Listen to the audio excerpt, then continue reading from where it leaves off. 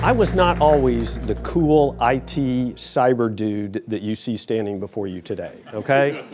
I spent about 33 years in the United States Air Force, and for the vast majority of that time, I was a fighter pilot. I was flying F-15s, and so I moved up through the ranks and had various commands and all those sorts of things. And so I know what you're thinking. You're looking at this guy going, there's no way he looks smart enough to have made the transition from knuckle-dragging fighter pilot to really cool cyber guy, right? Like David, right? And then, now David's a cool cyber guy, right? So how did I get over here? And so part of it is that, in the military, as Sir Graham will attest, there's a reason that when it's time for you to move from place A to place B, they call it orders, not requests, right? And so where I was sitting at Kadena Air Base in Okinawa, Japan, and I was commanding the largest combat wing in the United States Air Force, about 9,000 people, about 50 airplanes. Our job was to keep an eye on North Korea and China and all those sorts of things.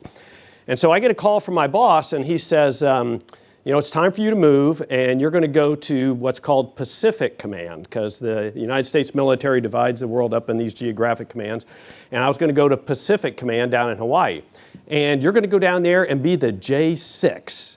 And I went, the J6? So I'm assuming most of you don't know how we organize our military staffs, but they're numbered. Okay, so 1 is personnel, 2 is intelligence, 3 is operations, where I'm supposed to be, right? I'm an operator or a fighter pilot. 4 is logistics, there'll be a test later, so pay attention. 5 is plans, and 6 is where all the cool people work. IT, command and control, cyber, all of that stuff, right? So he told me, you're going to go be the J6 at Paycom. And I thought, that doesn't make any sense at all right?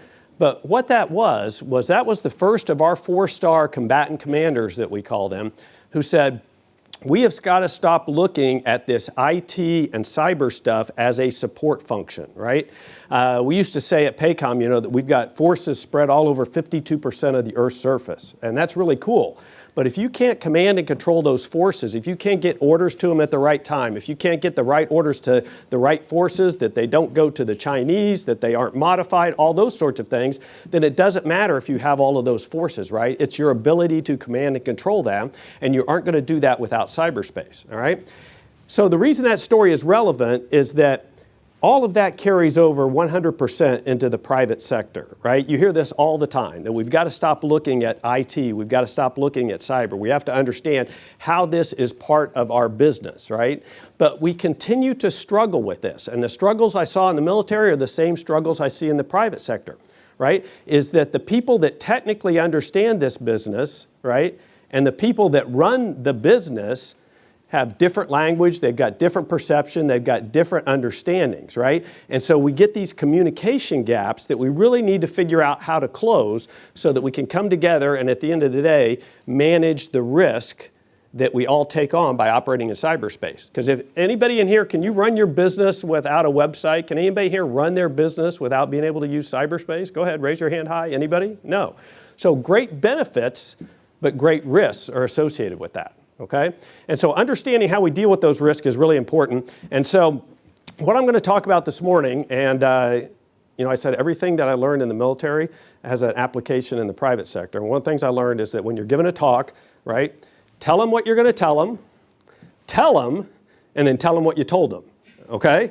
So I'm going to talk a little bit about the nation state threat and why, no matter what business you're in, that's relevant to you. Okay? And then I'm going to take that and give you 3 things that I think are extremely important to being able to deal with that particular threat. Okay? And so that's what we'll go through today. So let's start off talking about the nation-state threat. And we're going to talk about Russia, China, North Korea, and Iran. Okay? Those are the fun ones to talk about these days.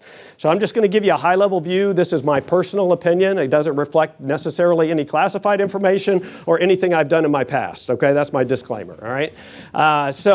Let's take Russia. All right? When we look at what Russia has been doing, obviously we had some issues with our election a few years ago, right, with the Russians meddling in that. And the dialogue has actually changed, but at the time, there was a lot of talk about that meddling in the election as being a hack, all right?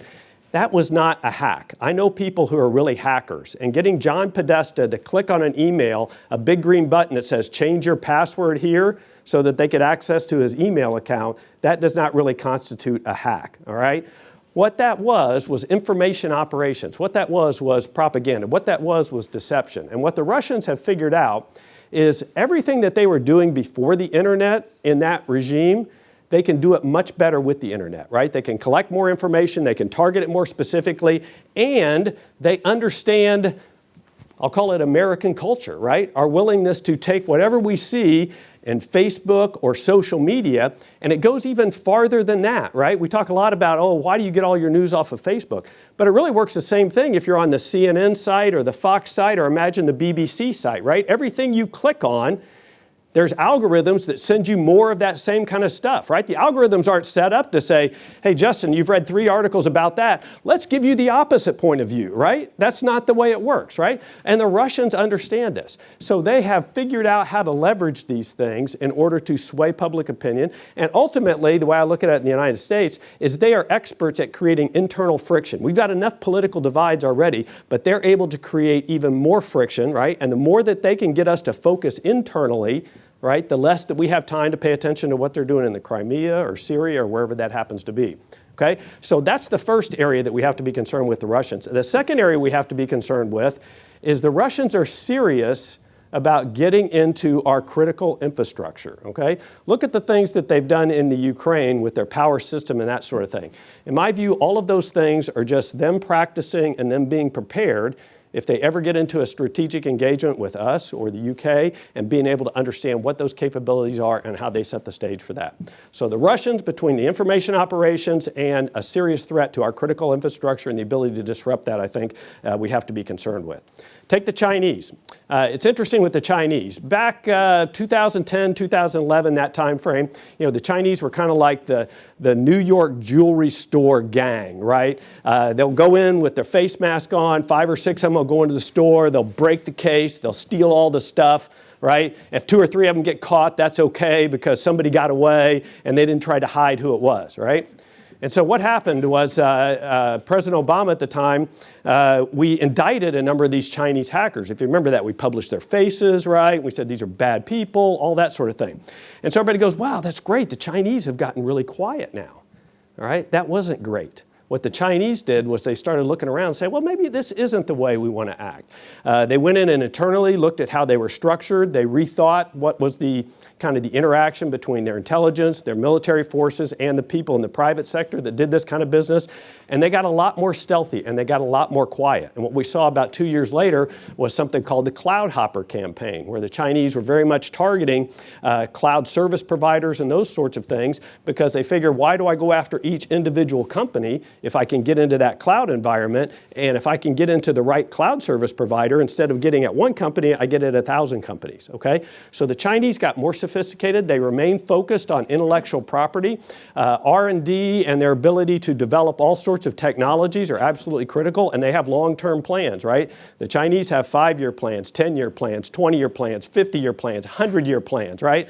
And that is all about, right, being able to develop technology, the whole Huawei 5G issue, right? Forward-looking, where do we want to be? Where do we want to position ourselves, okay?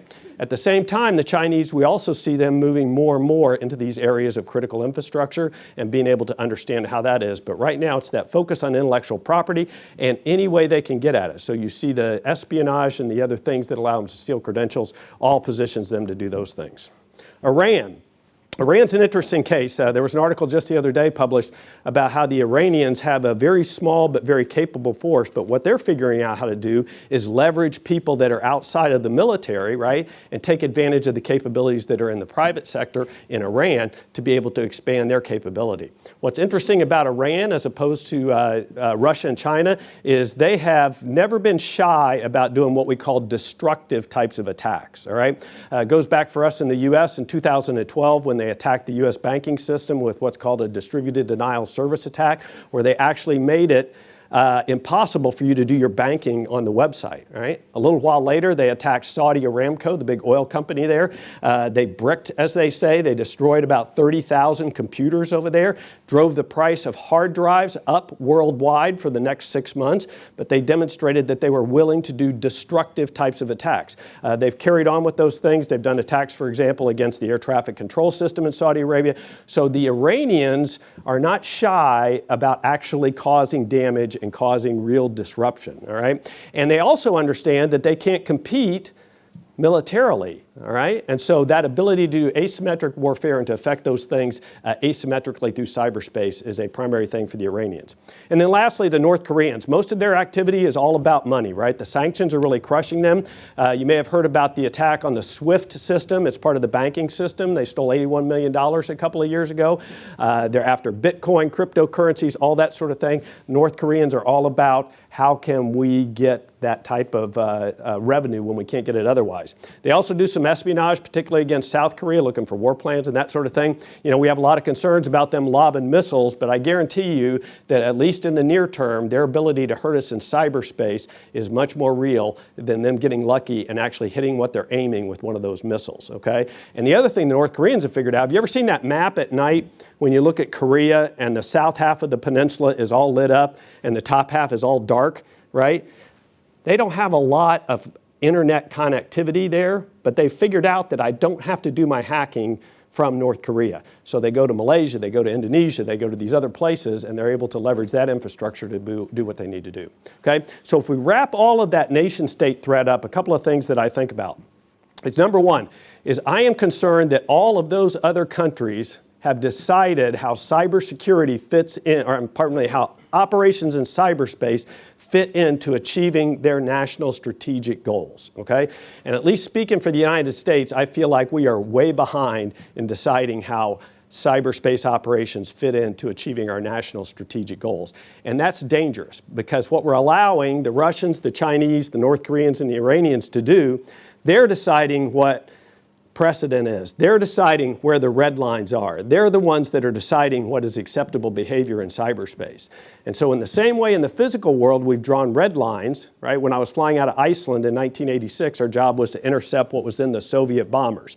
Very clear red lines. I was flying an airplane, it had live missiles on it. The pilot of that Soviet bomber knew if he turned right, he would be shot down. I didn't have to call back and talk to the FBI, the Department of Homeland Security, anybody else. Very clear what the red lines and rules were. We have not defined those same red lines and rules in cyberspace, okay? So where does that leave us? We talk about defending the nation. When we think about defending the nation, what we initially think about is air attack, land attack, maritime attack, right? But when we're talking about defending the nation in cyberspace, it's all of you are on the front lines, all right? Because what all of these people have figured out is that they need to get in and they need to disrupt our lives. They need to get into the financial system. They need to get, as you well know, get into the healthcare system. They need to be able to disrupt the energy sector, all of that. And what that creates is a dynamic that, especially in the US, we aren't ready to deal with. We like to fight away games, right? Take Europe, go to the Straits of Taiwan, do those sorts of things. The Brits know that that's not always the case, right? In 1940, right, if we were sitting here in May of 1940, we would be having this discussion down in a tube station, right? Because the Germans were in the middle of the Blitz dropping bombs here. The average American has no concept of what it means to be threatened in their own homeland. Yet, if we get into something particularly with Russia and particularly with China at the strategic level, I guarantee the first effects are going to be in cyberspace and they're going to seriously impact the population, all right? And so if I look at what that means for the US is we are very, let's call it politically sensitive, right? I mean, I'm not even talking about shutting off the power. Disrupt Netflix for a couple of hours, and it's going to be a congressional committee investigating that, right? So it goes back to the objective, I think, of these other countries, that they understand that they can reach out and touch us in cyberspace in a way they can't reach out and touch us in any of the other domains. And that ability to cause disruption, create friction, get us focused internally, allows them to do things externally. So I think this whole issue of nation states, both from the perspective of these other countries are deciding how they're going to use operations in cyberspace, the fact that they understand that no matter what business you are in, right, that there is a potential reason to go after you, okay? Because you may think, well, I've got this small company, I'm involved with this particular sector, et cetera, but I would challenge you to take a look at Whose supply chain are you a part of? Who are you a customer of? Who are you a supplier to, right? Because they know that the big banks, the big defense industries, all of that, they're very well protected. But they also know that all of those big companies are connected to all sorts of small companies who can't afford to defend themselves the same way, okay? And so that makes all of these companies a target. And then the second thing is that the proliferation of both tools and expertise, okay, that's readily available to anybody with not a lot of resources is also very concerning. Stuff that I saw, I was working at United States Cyber Command when I retired. Stuff that I saw only in the government at United States Cyber Command is now pretty readily available on the dark web. And not only can I get the tools there, I can hire someone like this lady who has the expertise to use them, okay? And so even if you aren't concerned about being attacked by a nation state, you should be concerned about being attacked with somebody using nation-state level tools, okay?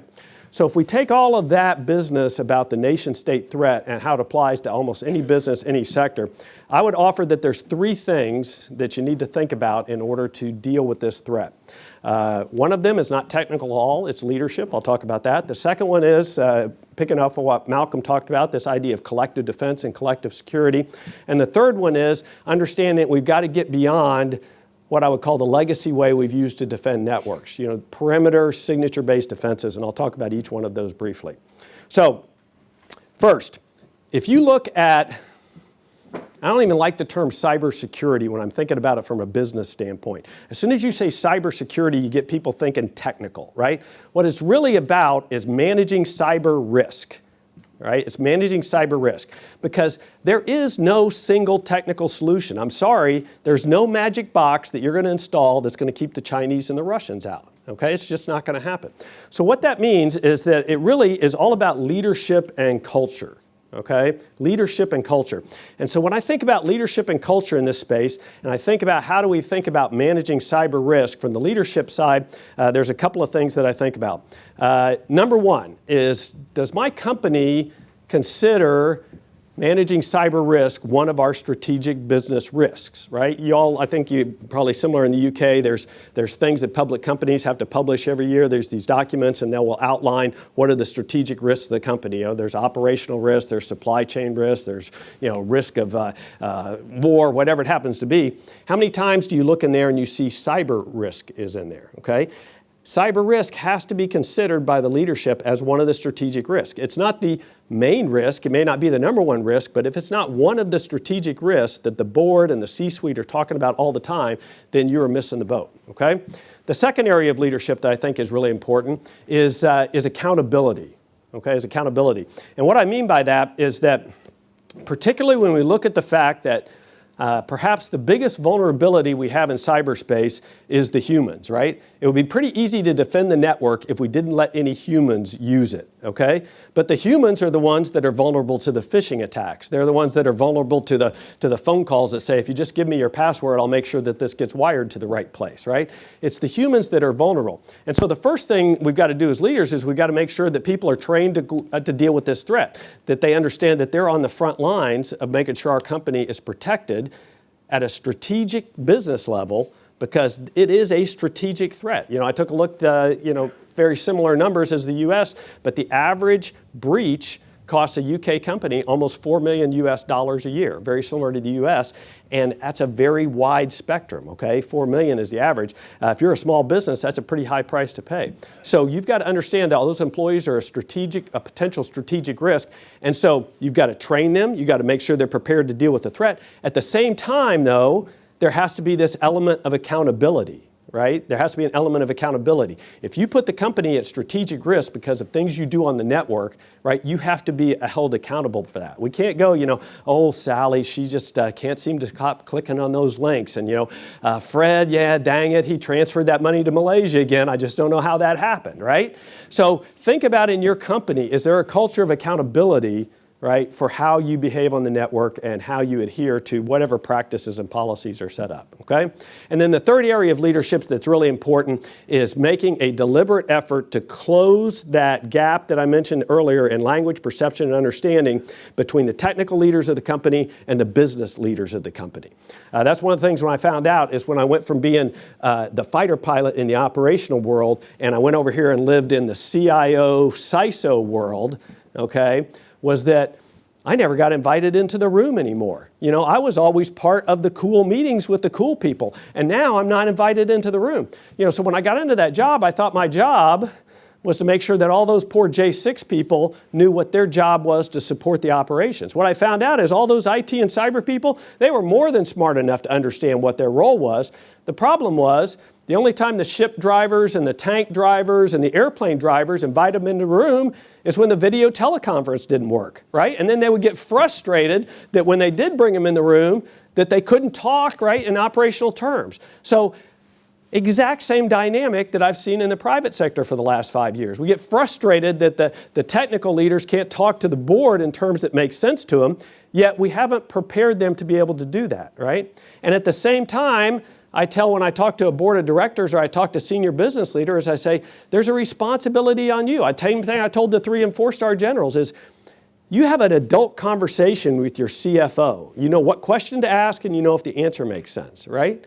Same thing with your COO, all right? But when you look at the CIO, you go, hey, Jim, are we good, right? And that's a different discussion. That's a different discussion. So you, as the business leader, have a responsibility to learn what are some of the terms, what are the key concepts, so that I can have that same adult conversation that I have with the CFO, with the CIO and the CISO, okay? So all of that is about leadership and culture. It's really important because, look, leadership is technology agnostic.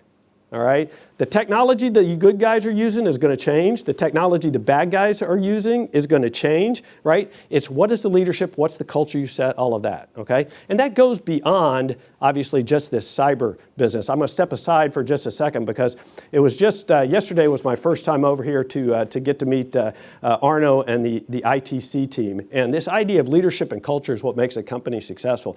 And I don't mean to embarrass or patronize Arno, but as a general, Sir Graham and I were talking about this yesterday, you get very used to walking into an organization and sensing, do they have their act together, right? And you definitely get that sense with Arno. The leadership and the culture you said is really impressive. So thank you for giving me a peek at that yesterday, okay? So leadership is the first thing. Second thing is this idea of collective defense. And this was brought up by both of these gentlemen earlier. Why do we continue to defend ourselves in isolation?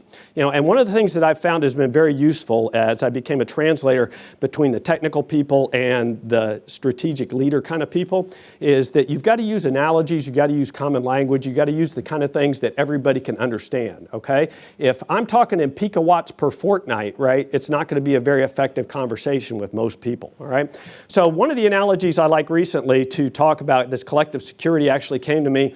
Arno and Andre. Where did Andre go? Okay, Andre and C5 invited me over to something called the Atlantic Future Forum.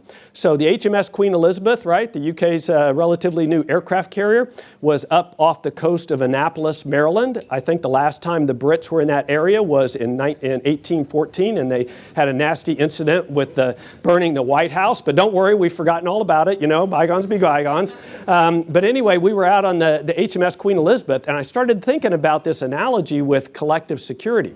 Right? Because you've got this big aircraft carrier, and it's got radars, and it's got missiles, it's got guns, it's got airplanes, it's got all of this defensive capability, okay? But when that carrier goes to war, it does not go by itself, okay? It goes in what's called a carrier battle group, right? There's other ships, there's submarines, there's airplanes, they connect to satellites, all of that, right? Because they know that no matter how good the defensive capability of that single ship is, that it relies on the collective defense capability of that entire battle group, right? Everybody's got sensors. The airplanes are out there. They're connected to satellites, all that sort of thing, all right? And they don't communicate that information by calling on the radio and saying, oh, I see a target over here, it's doing this, or sending an email, okay? It is all done machine to machine. It's all done in real time. It all forms what we call a common operational picture. So everybody can understand the same thing about the threats. Everybody can characterize the environment in the same way so that we can take advantage of the airplanes can do certain things, the submarines can do certain things, the carrier can do certain things, but we have to bring all that capability together to do the collective defense of that carrier battle group. But think about what we do in the cybersecurity business, right? Every company, right, tries to defend themselves, right? And they do it in isolation, right? There is no shared understanding. There is no shared picture of the threat. There is no, hey, somebody tried to attack me yesterday. They weren't successful, but I want to tell you how they tried to attack me, because if they attacked you in the same way, they might be successful, right? Because I've got these certain capabilities that are configured a certain way based on whatever, my network configuration, the kinds of firewalls I have, whatever MSSP I'm using, et cetera, et cetera. So I didn't get successfully attacked, but I want to share with you what that attack looked like. Okay?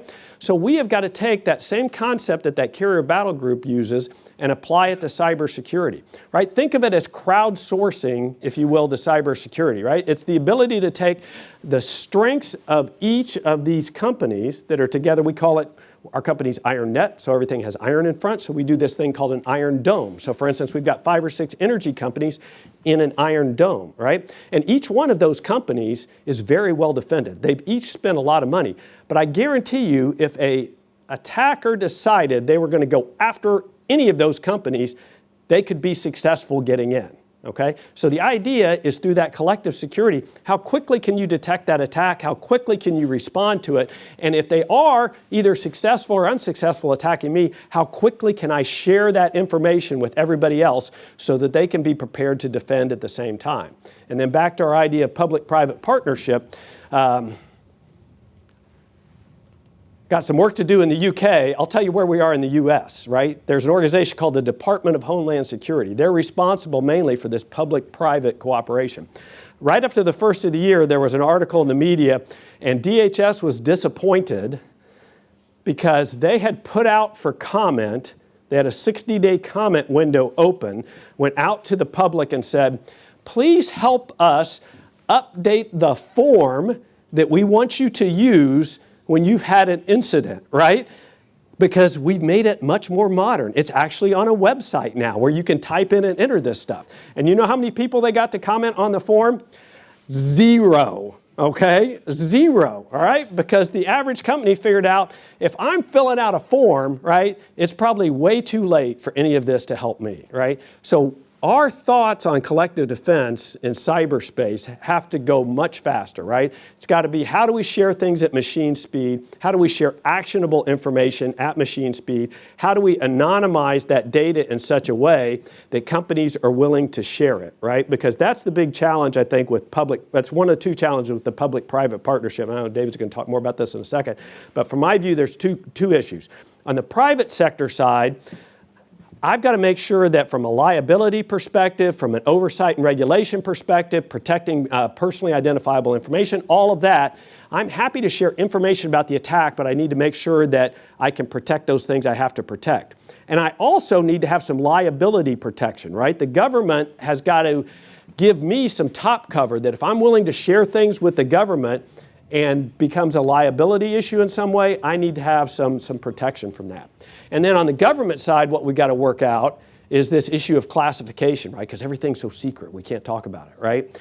We've got to figure out, how do we get the essential information out there? And we do it with all sorts of other intelligence. It's called sources and methods. That's what we're concerned with. We don't want you to know that we've got this listening device in this one particular area or whatever it is. But there are better ways to get the essential information out. And I would argue there's times that we've just got to take risk. We've got to take risk that the sources and methods may be compromised in order to get the essential information out. Because what that will do is create an environment where the private sector says, okay, I am going to get value out of sharing with the government, okay? Quid pro quo, if I could use that word. If I am willing to provide this information to the government, I'm going to get information that comes back to me and it's useful for me to help defend my company, okay? And that's one of the things that I saw when I got in the private sector is a lot of companies are hesitant to share this because there is no response back. They go through the effort, the risk to share this information, yet they don't get anything back that they can use, all right? So this whole idea of collective defense and collective security, we've got to get serious about how we do this, and we've got to get people to see that whatever risks are involved with sharing that information, okay, are far outweighed by the benefits of sharing that information, okay? And then the third area is we refer to it as behavioral analytics, right? This country is full of castles. I've seen a number of them, right? And they're all defended the same way. They've got big walls and they've got big moats and all that sort of thing. But once you get past those moats and once you get past those walls, you can walk around wherever you want, right? And that's the average legacy network. And I would argue no matter how much we want to talk about moving to the cloud, it's the same thing and sometimes almost worse, right? Once you get in that cloud environment, not only can you move around where your company is, you can move around in other companies, right? And so we still try to defend these by firewalls and antivirus and other things that are what we refer to as signature-based. Signature-based is fine, right? Unless you're the first one attacked, okay? And so then it's not so great. And so I'm not saying you don't need all of those. Those are foundational. Firewalls, endpoint protection, all of those things are absolutely foundational. But what I see companies sometimes doing is I'm going to make the most exquisite perimeter defense I can and keep spending money and keep spending money and keep spending money, knowing that no matter how good you make it, all it takes is that one person that clicks on the link, right? And all of that stuff is bypassed, right? So what I've got to have is I've got to have a way to understand, particularly when unusual things are happening in the network, all right? When are these services or when are these applications or when are the credentials of this valid user being used in an unusual way? The simple description of that is, how come these two computers are talking to each other at 3 o'clock in the morning? Or how come this computer is going to a server in Russia for its update for Microsoft, whatever, and it shouldn't really be doing that, right? At a more technical level, it's looking at, with a DNS, where DNS goes out and I type in google.com and it spits back, the numbers that get me to the IP address. How come, in addition to giving me back that DNS information, there were these extra bits and bytes in there, right, that are some kind of command and control thing, right? So what we've got to be able to understand is when normal communication protocols, normal services, credentials of valid users are being used in abnormal ways. Okay, go back to our carrier battle group analogy for just a second. So when airplanes are flying around, they squawk, it's called. There's a thing that transmits a code, right, that says, I'm a good guy, all right? But when I was in my F-15, just because I had a target that was squawking, I'm a good guy, all right, if that target was at a certain altitude, going a certain airspeed, flying directly in at a direction that didn't make any sense for a friendly, I wasn't going to go, oh, it's a friendly squawk, I'll just let them go, right? But that's what we do, right? Arno's credentials, they're moving around at 3 o'clock in the morning. His credentials are talking to a server in Russia. His credentials, he works in HR, but all of a sudden he's accessing the trading data. Well, it must be okay because those are Arno's credentials, right? I've got to have a way to understand that there's unusual or abnormal things going on. But there's a huge challenge with that, right? You run all these algorithms and you're looking for anomalies, okay? What's the problem with that? A network is fundamentally anomalous, right? There's all sorts of changes all of the time. And that's where all the buzzwords come in, the artificial intelligence, the machine learning, all of that. Because when you start running these algorithms over these networks, you are going to get a big stack of anomalies. Thousands, tens of thousands, millions of alerts, right? Somewhere in there are 8 or 9 things. It's like when Target got hacked. They had something like 200 alerts that day. There was an alert that told them that HVAC company's credentials were accessing something they shouldn't be accessing, yet they couldn't sort through it, right? And so when you're trying to do this anomaly detection, that's when you've got to have the artificial intelligence, the machine learning, to find what are the 5 or 6 things out of that maybe million alerts that day that most likely indicate malicious activity. And you know what? At that level, you're still going to need humans. You're still going to need humans because out of those 6, maybe only 2 of them really indicate malicious activity. So being able to, what are the anomalies, get those boiled down to the ones that are most likely malicious, and then tee that up to the analyst, the human, with all the information they need to quickly make a decision, is this something that I have to act on, and now do I have enough information to act on it? okay? So anybody that tells you that, hey, I'm selling you a behavioral analytics thing and I have no false positives, run the other way, okay? Because they aren't telling you the truth. That's the name of the game. Most of it's going to be false positives. The real key is how do I sort that out and figure out the things that I need to care about, okay? So what did I tell you? The nation-state threat, really important. No matter what sector you are in, okay, you are likely to face whether it's a nation-state attack or nation-state capabilities, okay? So you better think about those three things, all right? What's the leadership? What's the culture? What's our approach to managing cyber risk? Am I trying to go alone, or do I understand and appreciate and I want to be part of a collective security, a collective defense arrangement, okay?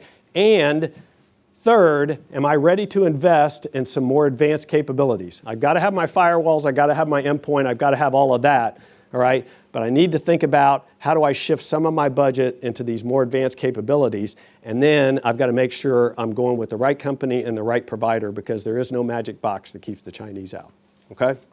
All right, so hopefully that was useful today. I very much appreciate the opportunity from Arno to come out and speak with you all today. And I'll be hanging around. Any questions, discussions, BS flags. Everybody know what a BS flag is? If anybody wants to challenge or discuss, then I'm happy to do that. But again, thank you very much for the opportunity. I appreciate it. Thank you.